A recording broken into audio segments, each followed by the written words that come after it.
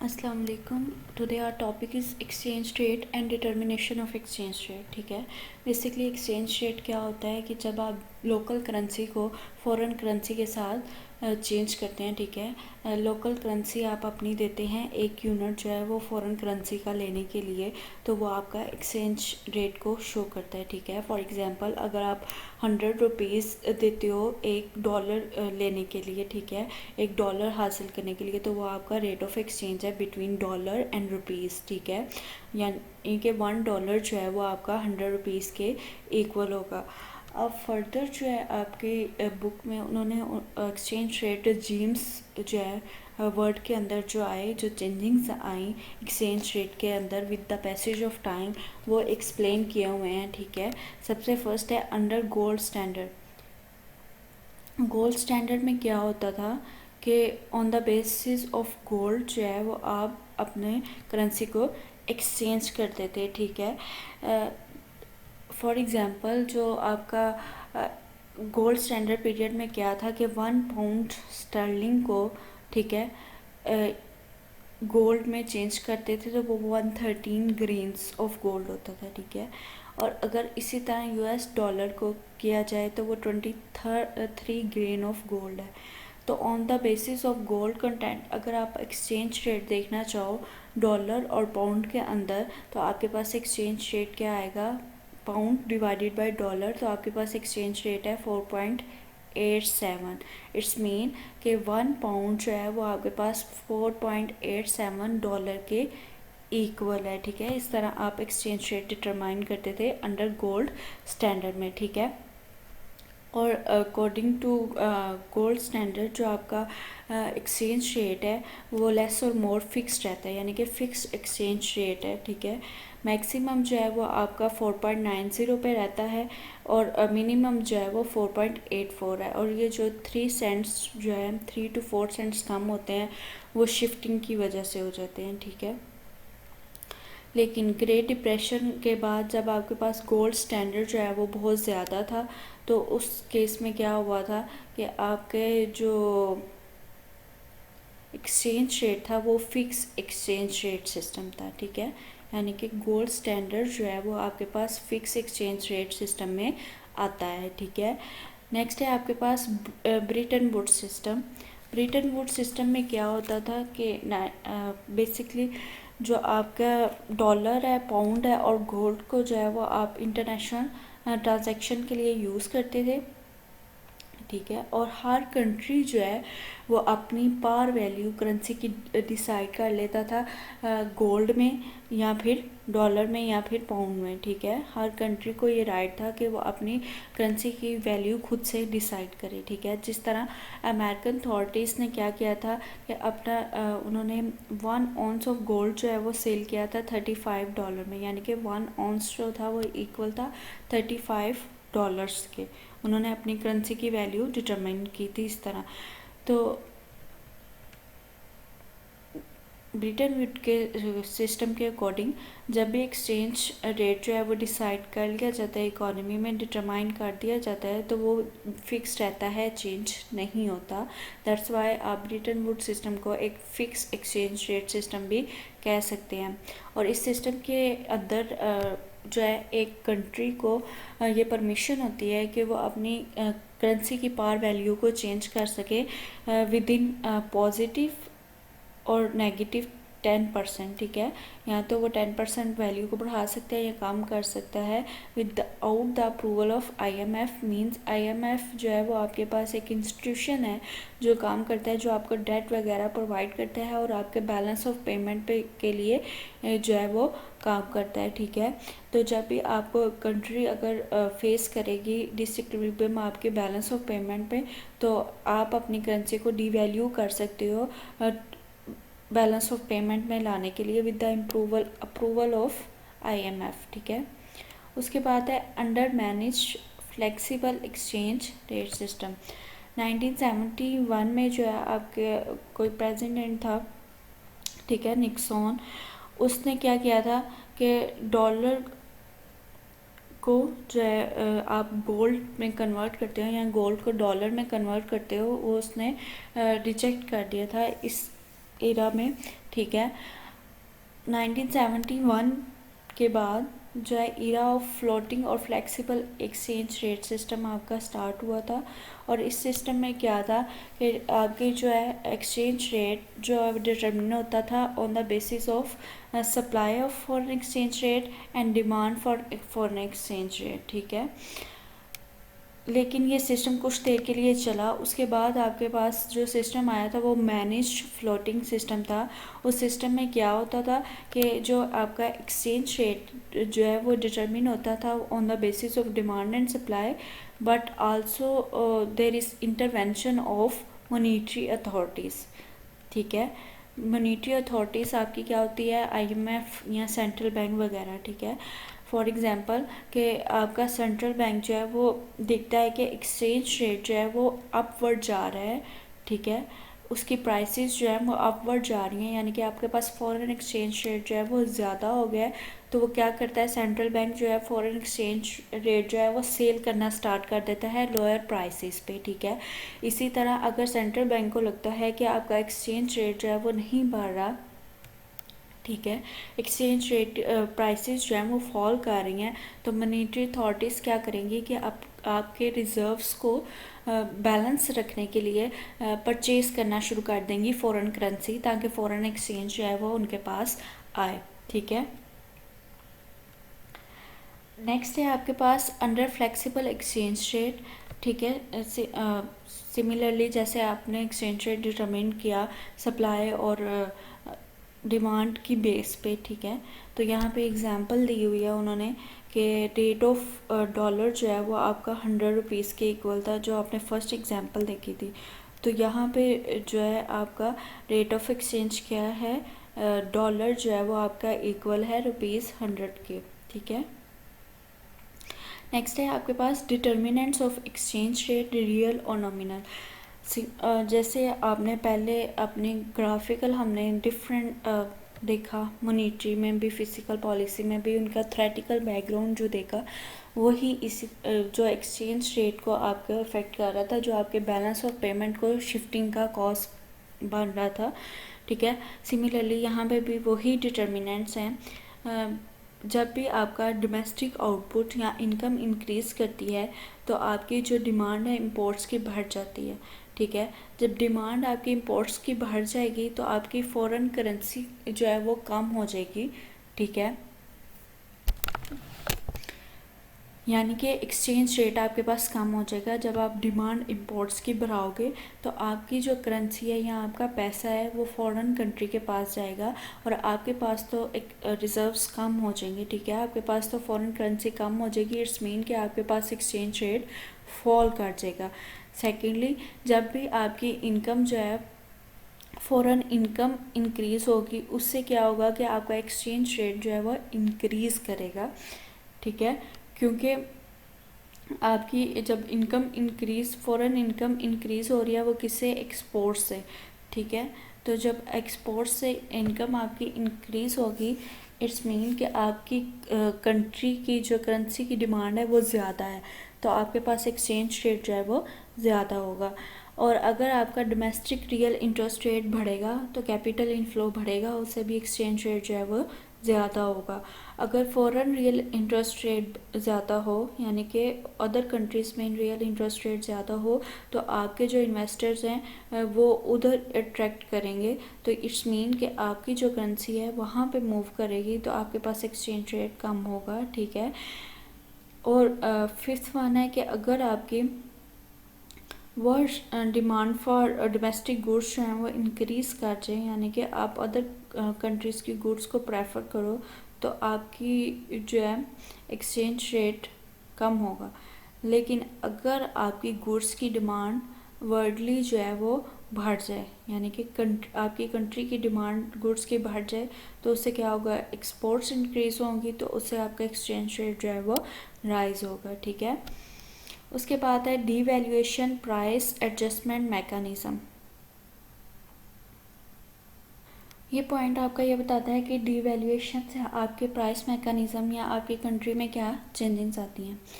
1944 में आपका जो ब्रिटन वुड सिस्टम था वो बेस कर रहा था कि आपके जो डॉलर, पाउंड और गोल्ड जो है वो आपका सर्व कर रहा था एक्सचेंज रेट के तौर पे, ठीक है, और इनको इंटरनेशनल लिक्विडिटी कहा गया था, और ये आपके फ़िक्स एक्सचेंज रेट को शो कर रहे थे, ठीक है।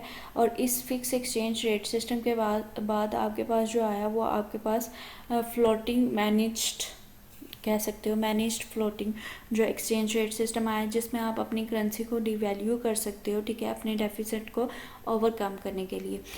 तो जब आप डिवैल्यू करते हो तो आपकी कंट्री की एक्सपोर्ट्स चीपर हो जाती हैं और इम्पोर्ट्स जो है वो एक्सपेंसिव हो जाती हैं। फॉर एग्जांपल यहाँ पे उन्होंने कहा हुआ है कि अगर आप डिवैल्यू करते हो अपनी करेंसी को विद $1, तो आपको ज़्यादा से ज़्यादा रुपीज़ देने पड़ेंगे, ठीक है, पाकिस्तान के केस में। इस केस में क्या होगा कि फॉरेन जो हैं वो आपके गुड्स एंड सर्विसेज ज़्यादा परचेज करेंगे, ठीक है, और आपके पाकिस्तान के लिए अमेरिकन गुड्स जो हैं वो ज़्यादा एक्सपेंसिव हो जाएंगी। तो इस डिवैल्यूएशन से क्या होगा कि आपके एक्सपोर्ट्स इंक्रीज़ करेंगे और इंपोर्ट्स डिक्रीज़ करेंगी, और डेफिसिट जो है, बैलेंस ऑफ पेमेंट जो है वो कम हो जाएगा।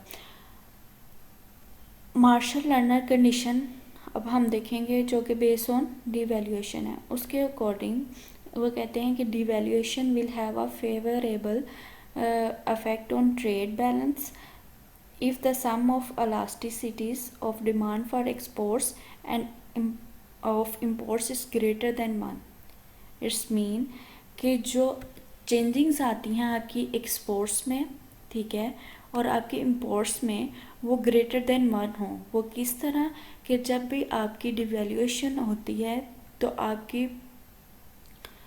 एक्सपोर्ट्स की प्राइसेस रिड्यूस करती हैं, ठीक है, और एक्सपोर्ट्स इंक्रीज़ कर जाती हैं अगर आपकी एक्सपोर्ट्स प्राइसेस ऑफ एक्सपोर्ट्स से ज़्यादा इंक्रीज़ करें, यानी कि जितना फॉल आ रहा है प्राइसेस में, प्राइसेस ऑफ एक्सपोर्ट्स में, उससे ज़्यादा इंक्रीज़ करें तो आपकी डिमांड फॉर एक्सपोर्ट्स जो है वो ज़्यादा होती है, ठीक है।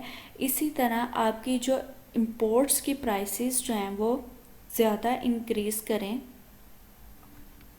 ठीक है, और इंपोर्ट्स आपकी डिक्रीज़ करें ज़्यादा एज़ कम्पेयर टू प्राइसेस, यानी कि जितनी प्राइसेस बढ़ रही हैं उनसे भी ज़्यादा जो है आपकी इंपोर्ट्स डिक्रीज़ करें, तो ये आपका शो करता है कि आपकी इंपोर्ट्स ग्रेटर देन 1 है।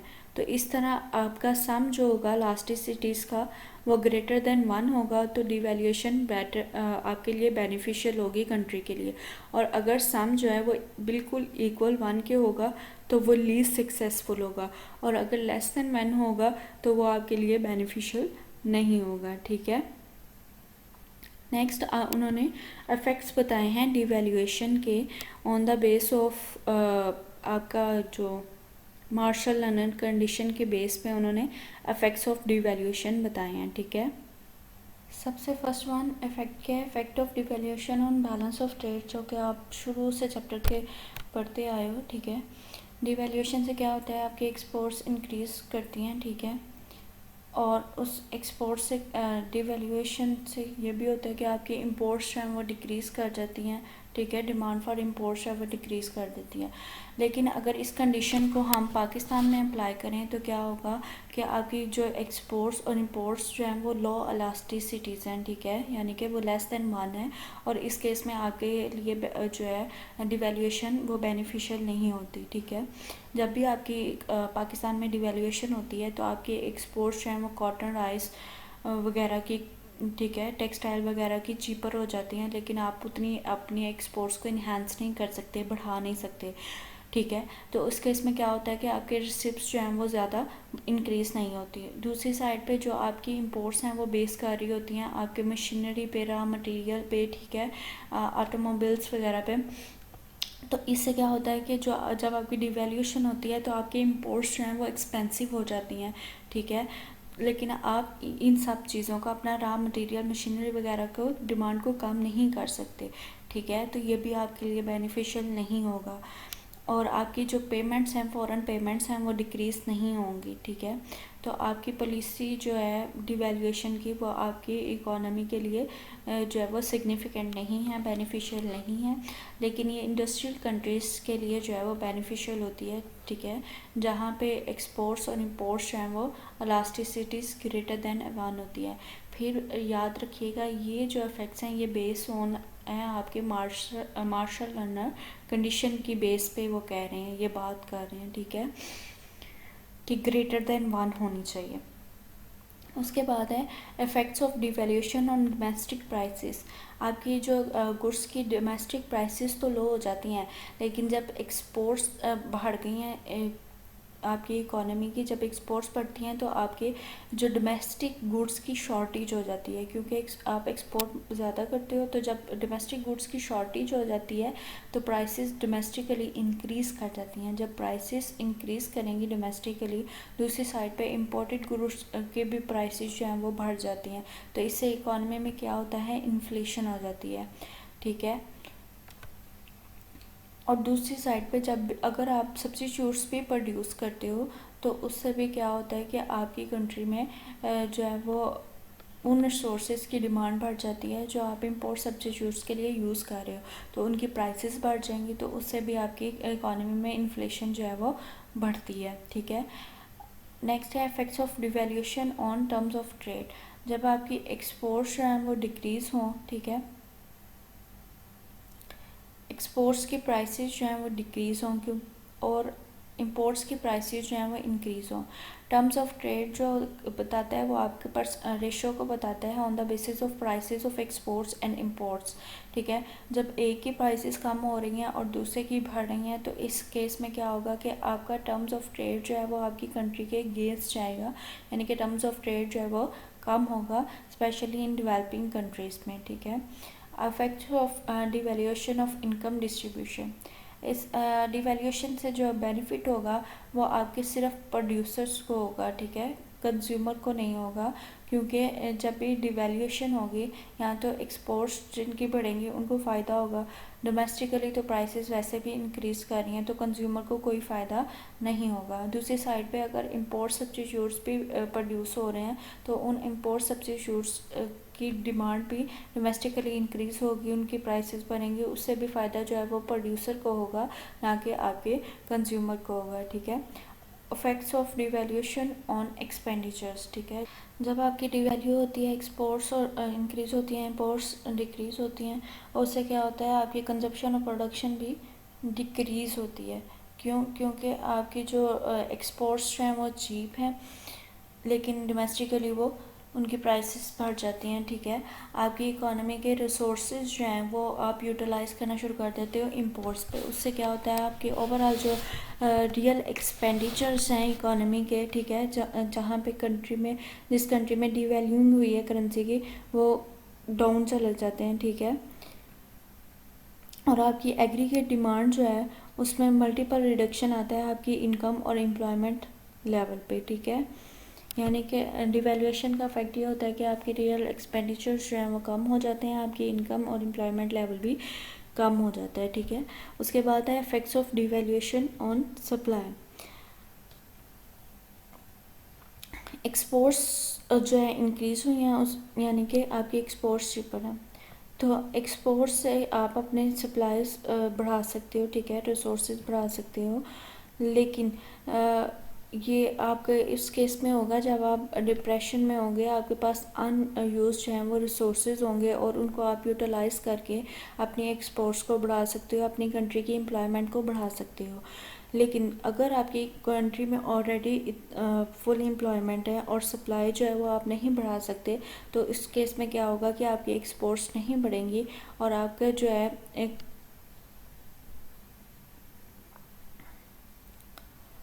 एक्सपोर्ट्स सरप्लस नहीं होगा। और ये स्पेशली जो है डेवलपिंग कंट्रीज़ में ऐसा होता है कि आपके कंट्रीज़ में जो है वो एक्सपोर्ट सरप्लस नहीं होता, आप इतने एक्सपोर्ट्स नहीं प्रोड्यूस कर सकते, ना ही इतने लोगों को एम्प्लॉय कर सकते हो, ठीक है।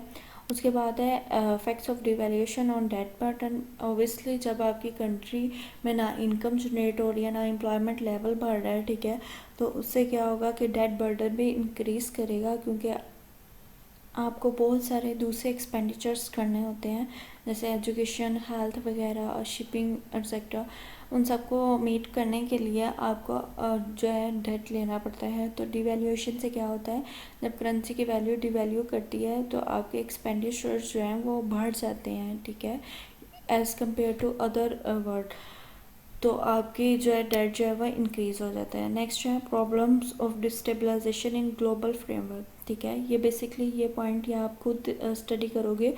ये बेसिकली जो बेस कर रहा है वो ग्लोबलाइजेशन पे कर रहा है कि ग्लोबलाइजेशन के क्या क्या बेनिफिट्स होते हैं, ठीक है। टेक्नोलॉजी आती है, इंफॉर्मेशन मिलती है, ठीक है। वैरायटी ऑफ गुड्स आपको चीपर मिल रही होती हैं, रिसोर्सेज जो हैं वो सही तरह यूटिलाइज होते हैं, मोबिलाइज कर सकते हो आप, ठीक है। तो ये सारा उन्होंने बेनिफिट बताए हुए हैं। देन उन्होंने जो है उसके डिसएडवांटेजेस बताए हैं कि ग्लोबलाइजेशन होती तो है लेकिन वो बेनिफिशियल होती है डेवलप्ड कंट्रीज़ के लिए, जबकि अंडर डेवलप्ड कंट्रीज़ जो हैं वो उनके लिए बेनिफिशियल नहीं होती, ठीक है। ये आप जो पॉइंट है वो खुद ही स्टडी करोगे। अल्लाह हाफिज़।